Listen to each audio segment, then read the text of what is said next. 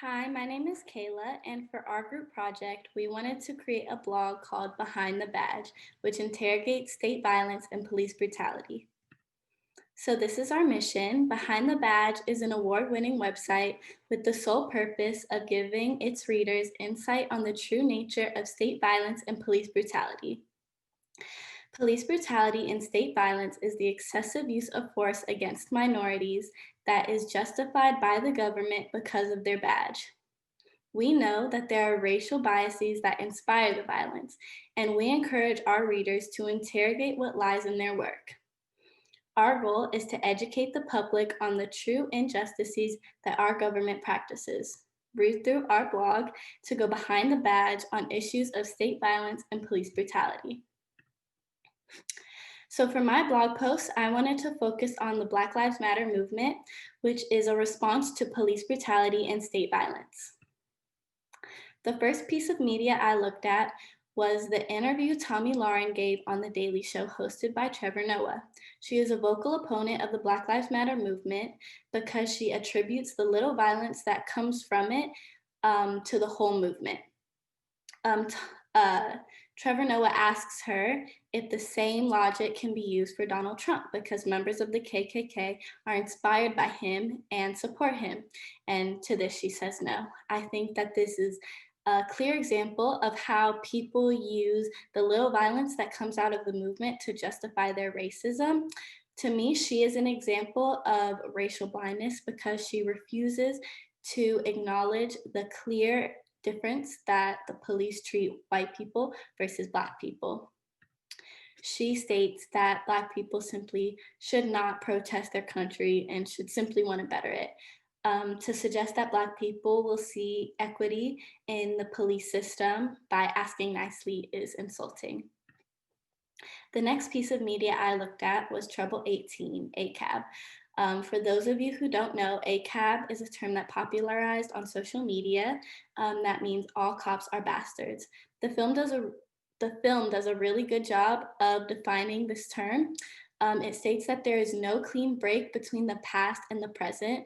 It's not a matter of a few bad apples. The institution on American policing is inherently racist because it was designed to enforce institutionalized racism. Institutionalized racism is racism that is enforced through government policies. We see clear comparisons between the slave patrol and our current police system. The slave patrol set a precedent for how policing operates today, the way that the police is opposite every popular movement in the way that the slave patrol was meant to control popular slave revolts, and our current police system protects the rights of rich white men before anyone else in this country, the same way that the slave patrol was meant to. ACAB is a correct term for this movement because it is not about good people trying to do good things. It's about how hard it is, nearly impossible, to do good through a system that is inherently bad.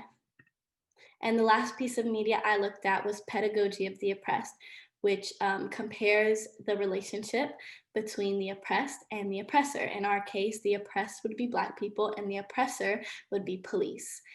Frere makes it clear that oppression of any form is a breeding ground for violence. And that's where the term no justice, no peace comes from. Black people should not be expected to answer violence with peace. Black people are expected to inherit this oppression, and Frere makes it clear that human identity and freedom of thought cannot be achieved through oppression. Black people should not be expected to answer the injustices in our country with peace, and we need to stop looking at the little violence from riots of the Black Lives Matter movement as individual acts of violence and instead a reaction to violence that started in slavery. Thank you. Hi, I'm Karina. For my first blog, I will be talking about a trend in police brutality. And just to give a little context, my title of my first blog is Every Time a Black Person is Killed, a Cop Gets His Badge. It's kind of meant to be an allude allude to the quote, every time a bell rings, an angel gets his wings. So lately, it's been impossible to give cops benefit of the doubt. Cops exhibit a double standard when it comes to crimes committed by white people versus crimes committed by Black people. And they also display racial profiling. As something we studied in class that relates to this is the NYPD stop and frisk policy, in which cops claim that they're trying to prevent crimes by stopping suspicious people, but they're primarily stopping Black and Hispanic people. And they're doing this to make themselves seem indisposable, content, and necessary, targeting these people specifically because they know they're easy targets, and as a result, they have become a threat to these people's livelihoods. And it's only the people whose lives isn't threatened by the presence of the police who have even the privilege to defend the police on basis of fear of losing a protection, which is a protection that has never been guaranteed to Black people. My second blog talks about a response to police brutality, both from a supporting point of view and an opposing point of view. So Blue Lives Matter gained immense support during the protests of summer 2020. To me, this organization is an invalid, disrespectful, and insensitive movement towards Black Lives Matter that is advocating for social justice for Black people. So to me, they're not even on the same level. Black Lives Matter is way more important because Blue Lives Matter cops get to come home at the end of the day and they get to take off their uniform and walk away from the negative connotations that come and the negative stigma that come with being a cop. And Black people simply don't have that luxury. So to me, they're just not even on the same level. And finally, my third vlog talks about accountability. So with the election of Donald Trump, his supporters have been way more comfortable with expressing hateful behaviors towards non-white people, and his actions have essentially divided this country, as we have seen with the 2020 elections. To me, he's the epitome of a white nationalist and the poster child for white fragility, because as we have seen, he is not good with taking responsibility and accountability for his actions and often puts the blame on others, as we can see in the tweet in the PowerPoint. And because of this, police officers have become more willing to display active racism, as they know that nobody's going to really hold them accountable and they're not going to suffer serious consequences. We can see this all the time, for example, with the verdict of Breonna Taylor's case and how nobody was really held accountable for her death. Hello, my name is Jai Robinson, and for my portion of Behind the Badge, I talk about the impact of the badge. For my first blog post, I talked about white people weaponizing the police against Black people. Law enforcement is often called upon by white people to report a suspicious person who is most likely Black and is doing nothing wrong. White people have become comfortable with using police as a tool to mediate minor discrepancies with Black people or to discipline Black people. Not only is this unnecessary, it can be dangerous and even fatal for a Black person. This causes Black people to endure police intrusions that are usually rooted in prejudice of the caller. Prejudice is defined as a preconceived judgment or opinion that is usually based on limited or incorrect information.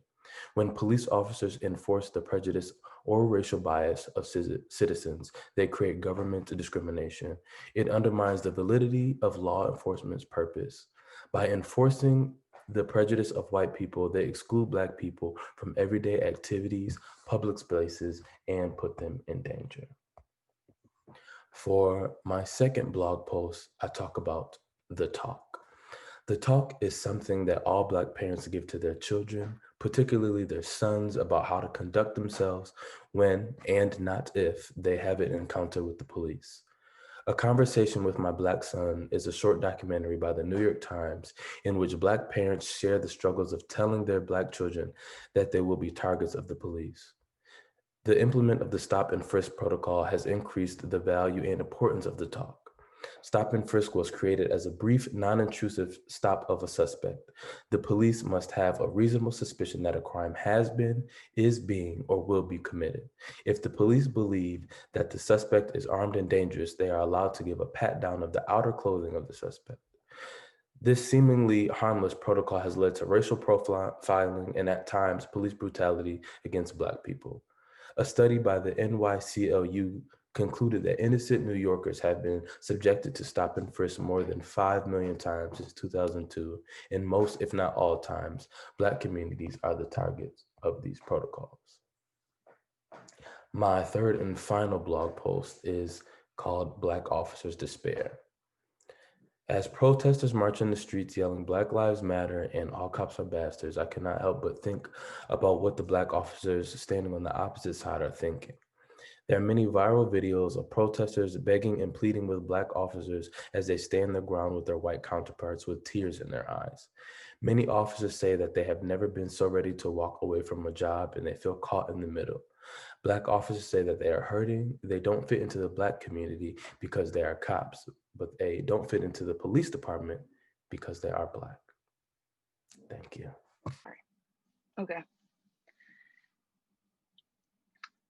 Hello, my name is Noor Riyami, and my role behind the badge is to examine surveillance as a form of state violence.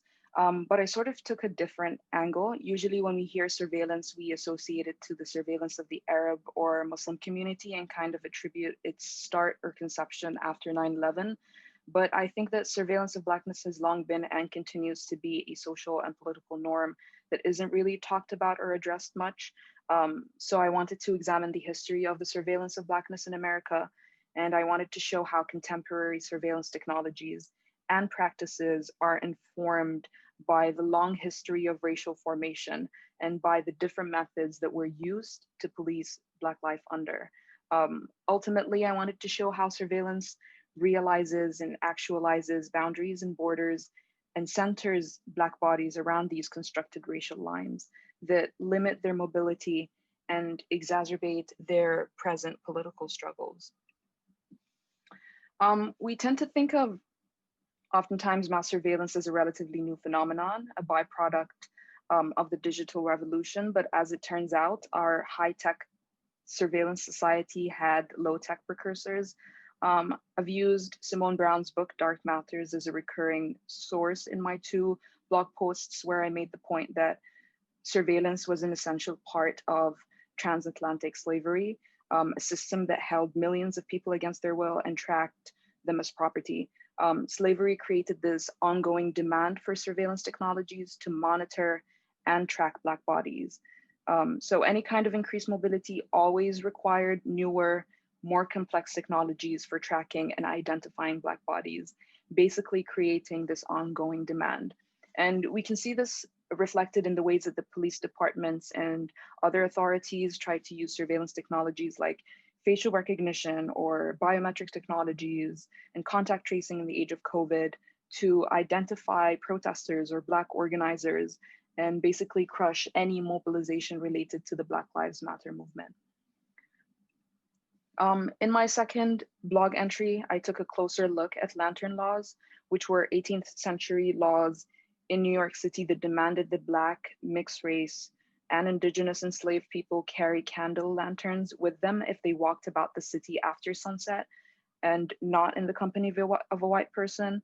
The law prescribed many punishments for those that didn't carry this regulatory device, and basically any white person was deputized to stop those who walked without the lit candle after dark. So we can kind of see the legal frameworks for stop and frisk policing practices that was established way before our contemporary era.